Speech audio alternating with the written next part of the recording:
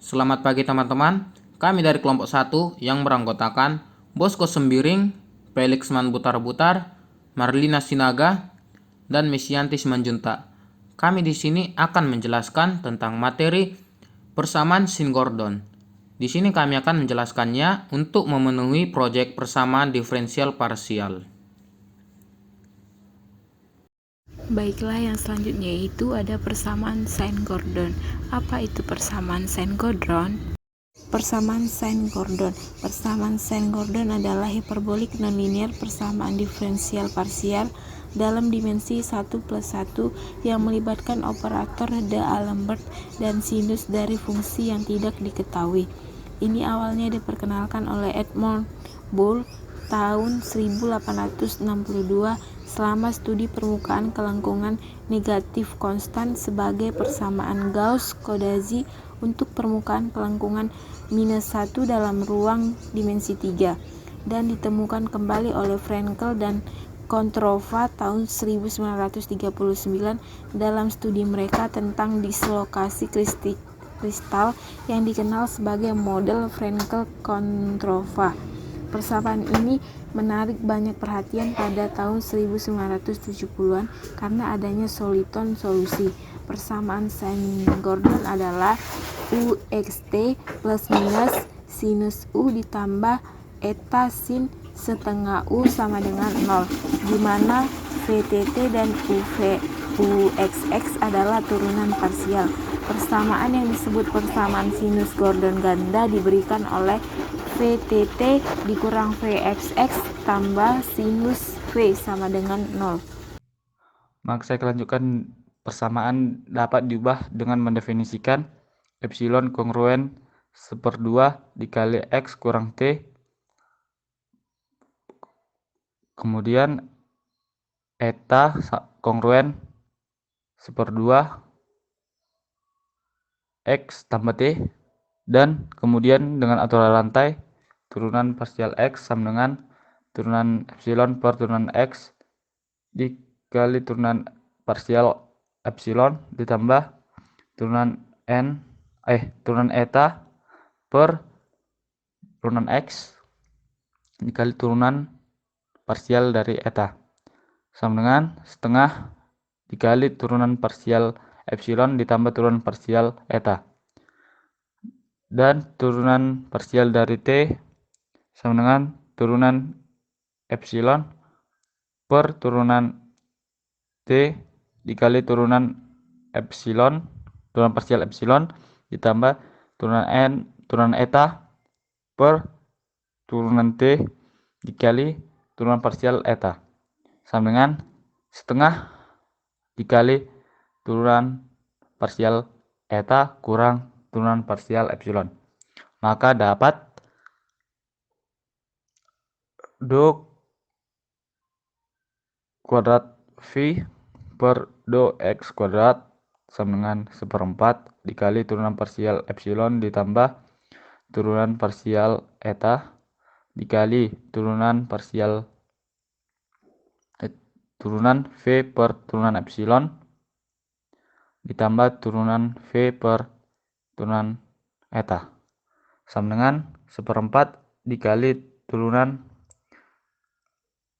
di kuadrat V per turunan epsilon kuadrat ditambah 2 turunan kuadrat V per turunan epsilon dikali turunan eta ditambah turunan kuadrat V per turunan eta kuadrat, maka turunan kuadrat V per turunan T kuadrat sama dengan 1/4 dikali turunan parsial dari eta dikurang turunan parsial epsilon dikali turunan V per turunan eta kurang turunan V per turunan eta sama dengan 1/4 dikali turunan kuadrat V per turunan epsilon kuadrat dikurang 2 kali turunan kuadrat V per turunan epsilon dikali turunan eta ditambah turunan kuadrat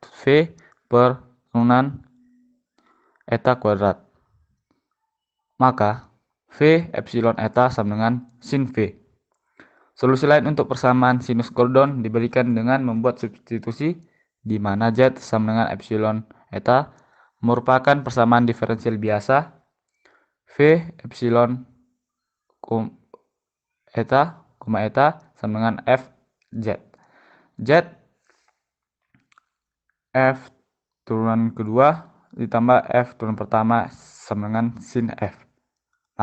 Namun ini tidak dapat diselesaikan secara analitis karena G sama dengan E pangkat IF, dan maka G turunan 2 kali G kurang turunan pertama dari G kuadrat per G ditambah 2 kali turunan pertama G dikurang G kuadrat tambah 1 per 2Z sama dengan 0 yang merupakan transenden Painlevé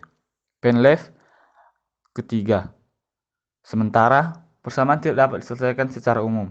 Beberapa kelas solusi dapat ditemukan dengan membuat ansatz bahwa solusi tersebut berbentuk V X, T sama dengan 4 tangan pangkat minus 1 V X per omega T, sehingga kita ketahui bahwa tangan pangkat minus 1 theta sama dengan min 1/2 V kurang tangan pangkat minus 1 per theta untuk theta lebih kecil dari 0 dan 1/2 V kurang tangan pangkat minus 1 per pangkat minus 1 per theta untuk theta lebih besar dari 0. Berarti bahwa variabel ruang dan waktu yang dipertukarkan mempertahankan solusi, seperti yang disyaratkan oleh simetri persamaan sinus Gordon pada persamaan 1.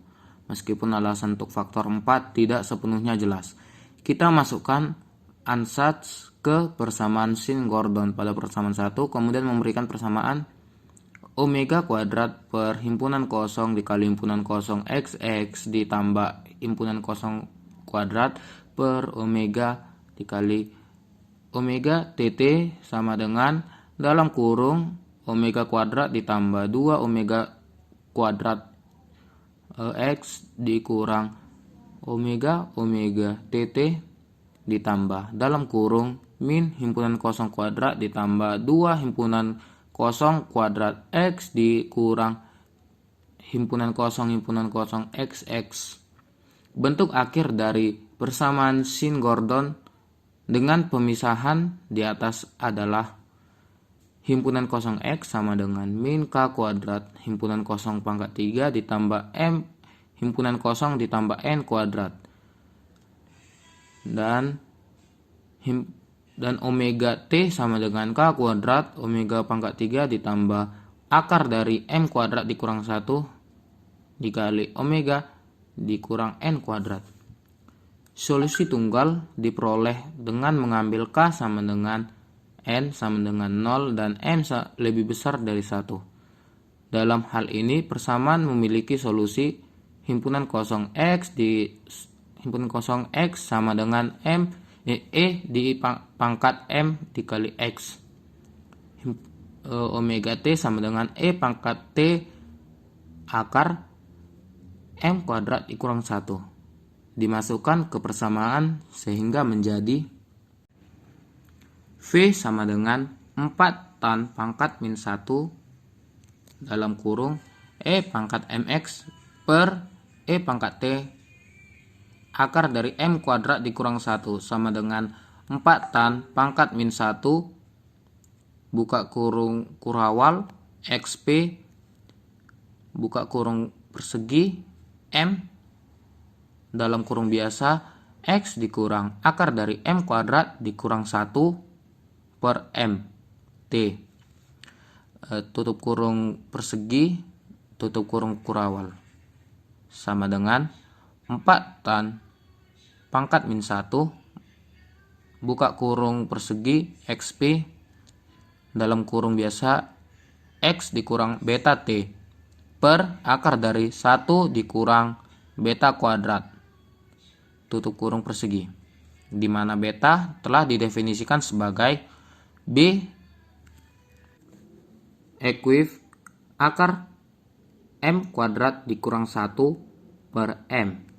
Jika M telah didefinisikan dengan tanda minus, solusi yang sama tetapi dengan min X dan plus X akan diperoleh solusi 2 siliton dengan K sama dengan 0 dan M lebih besar dari 1. Maka persamaannya itu ialah V sama dengan 4 tan pangkat min 1 dalam kurung beta sin H dikali beta MX per cos H dikali beta MT.